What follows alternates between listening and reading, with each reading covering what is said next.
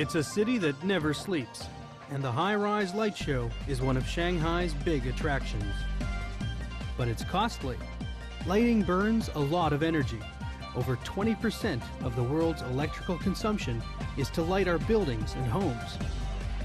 But here in Shanghai, there's a new bulb in town. These lights last up to 100,000 hours. Compare that to the incandescent bulb that has only 1,000 hours of life.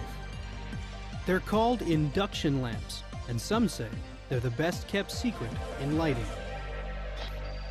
To find out more, we've come to Shanghai and one of the world's leading induction bulb innovators.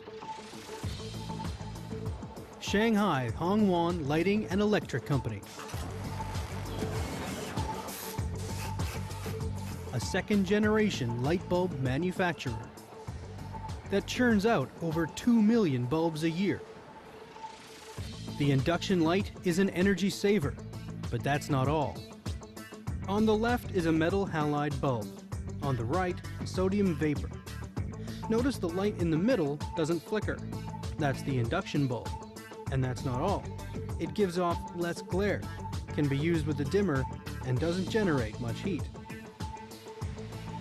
Production is spread out over 3 factories, one to make the bulbs, another to make the power supply or ballast, and a third where all the parts come together. It all starts at this 5,000 square meter bulb factory.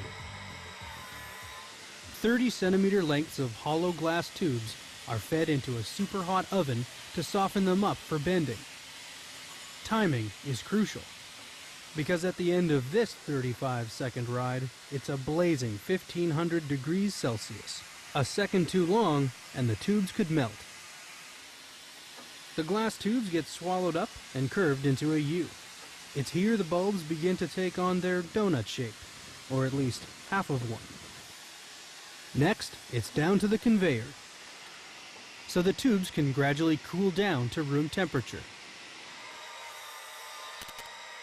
The straight ends are cut off, and the half donut tube gets washed to make ready for another bath, a milky coating of phosphor and glue. It's the phosphor that gives the bulb its bright white color when it lights up. A 600-degree oven speeds along the phosphor drawing process. Then the 2 halves of the glass tubes are joined. But before they're put together, here's what makes the induction bulb so unique. There's no electrodes or filaments inside. Filaments burn out. In fact, it's the biggest cause of failure for more common bulbs. The question is, if there's no filament, how does the induction bulb generate light? More on that in a minute.